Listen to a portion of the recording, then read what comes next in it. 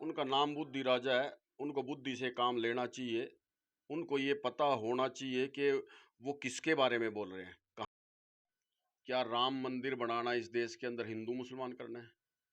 आज इनको ये चुनाव लड़ाने के लिए कोई कैंडिडेट नहीं मिल रहा था। बुद्धि राजा जी को लेके आए, जिस दिन रिजल्ट आएगा तो पता लग जाएगा कौन शेर है और कौन बकरी है। क्योंकि तो उनका सीधे तौर पर कहना था कि मैं शेर हूं और मनोहर लाल खट्टर बकरी। तो आप क्या कहेंगे इस पर?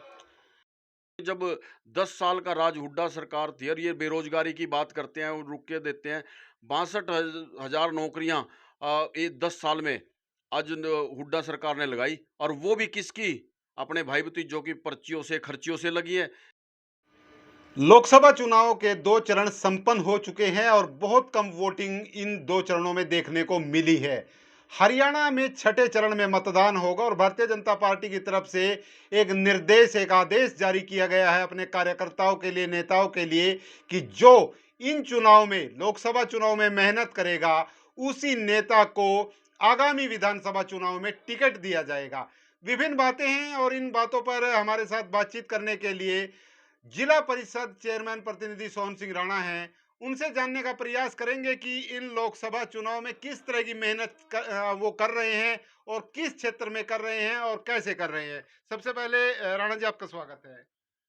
सबसे पहले मैं नमस्ते भारत के सभी दर्शकों को और आपको नमस्कार करता हूं, प्रणाम करता हूं। और अभी चुनाव आप लोगों के सामने चल रहा है, और चुनाव के अंदर मैं, मेरे साथ साथ सभी कार्यकर्ता, भारतीय जनता पार्टी के कार्यकर्ता इस टाइम ग्राउंड पे लगे हुए हैं।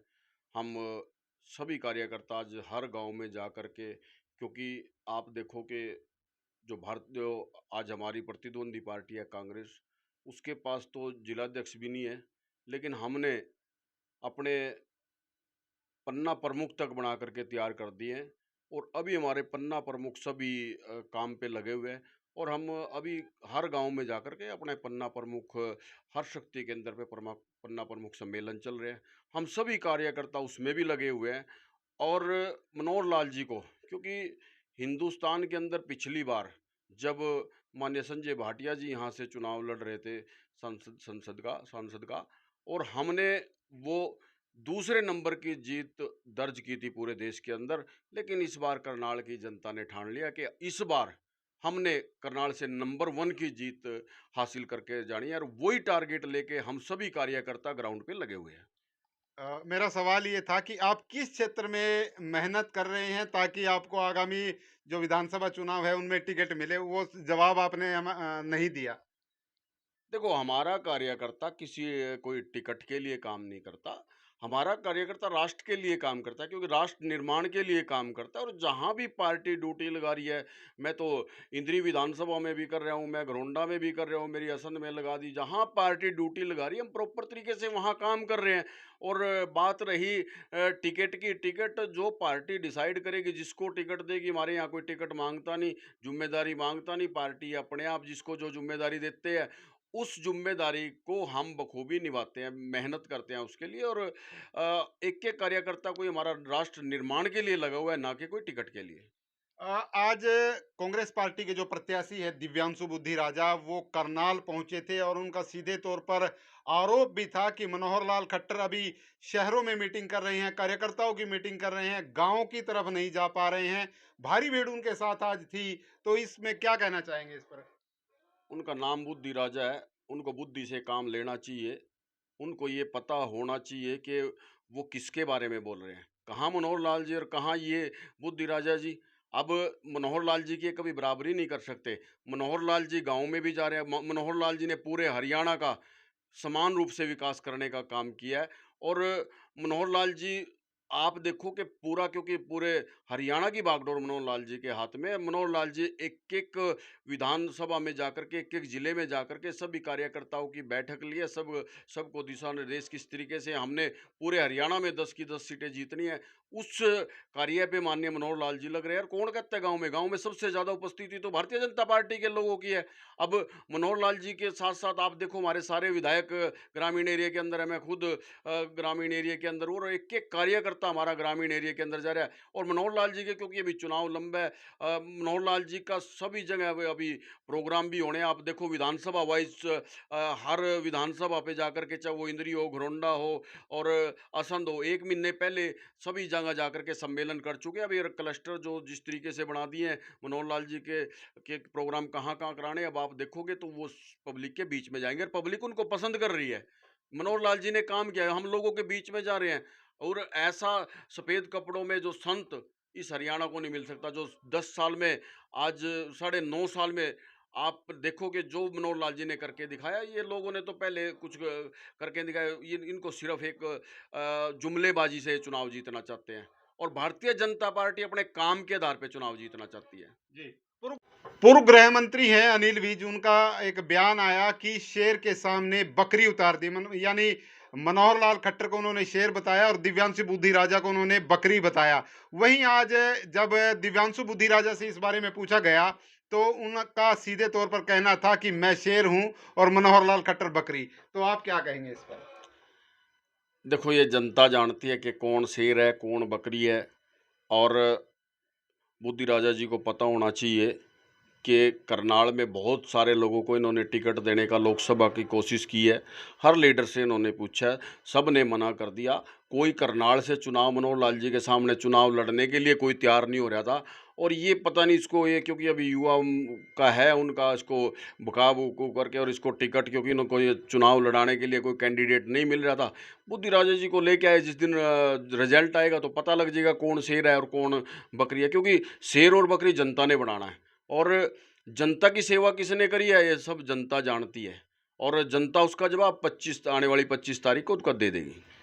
करनाल में उपचुनाव भी है और उपचुनाव में खुद मुख्यमंत्री नायब सिंह सैनी चुनाव लड़ रहे हैं और आम जनता में ये धारणा है कि कांग्रेस की तरफ से कोई पंजाबी कैंडिडेट आएगा और वो मजबूती से चुनाव लड़ेगा, लेकिन अभी तक कांग्रेस पार्टी अपना कोई प्रत्याशी घोषित नहीं कर पाई।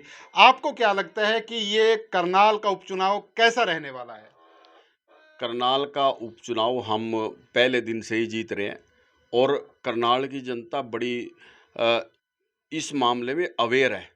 और आप जो बात कर रहे हैं पंजाबी की, पंजाबी समाज हमेशा से बीजेपी भारतीय जनता पार्टी को वोट देता है। पहले भी इन्होंने बहुत ऐसे जुमलेबाजी की है, क्योंकि पंजाबी समाज हमेशा इस राष्ट्र के निर्माण के लिए हमेशा खड़ा रहा है। और आज भी पूरा पंजाबी समाज आपने देखा होगा, क्योंकि जब भी माननीय मुख्यमंत्री जी की और उनकी जो धर्मपत्नी आज की डेट में जो प्रचार पे लगी हुई है, आप उनके प्रोग्रामों में देखोगे पंजाबी समाज के लोग पूरी भीड़ मात्रा में उनके सहयोग और साथ दे रहे हैं। और ये चुनाव क्योंकि करनाल की जनता जानती है। आज कई बार हम कोशिश करते हैं, जैसे हम एक चर्चा चलती है कि भाई हमारा, हम इसको विधायक बनाएंगे, वो कल को मंत्री बन जाएगा या इसके बाद ये बन जाएगा। लेकिन करनाल को तो बढ़िया बनाया मुख्यमंत्री मिल रहा है। तो करनाल की जनता माननीय नायब सैनी जी को यहाँ से भारी मतों से जिता करके भेजने वाली है। जी।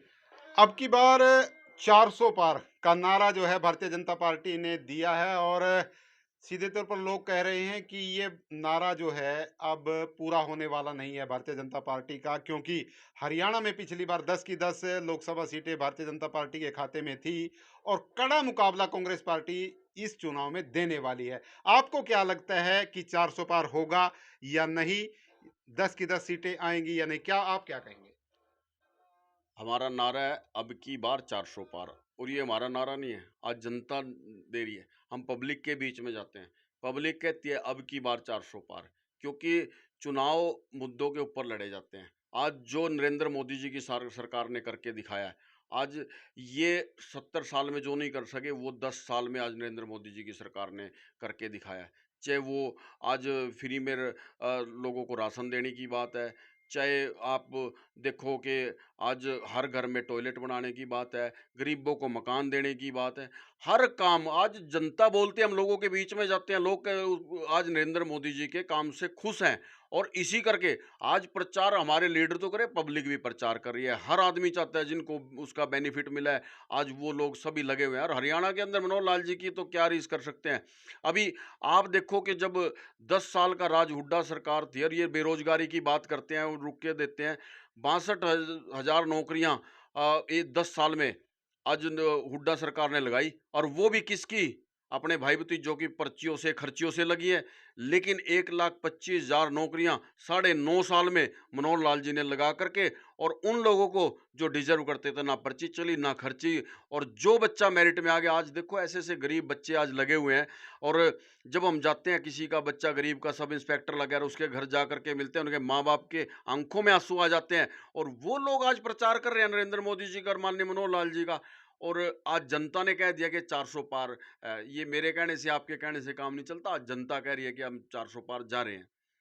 जी, सीधे तौर पर अगर बात करें तो विकास का मुद्दा था, विकास पर ये चुनाव लड़ा जा रहा था, लेकिन कहीं न कहीं ये मुद्दा भटक गया है और ये मुद्दा हिंदू-मुस्लिम और मंगलसूत्र तक पहुँच गया है। विपक्ष ये आरोप लगा रहा है, तो आप क्या कहेंगे?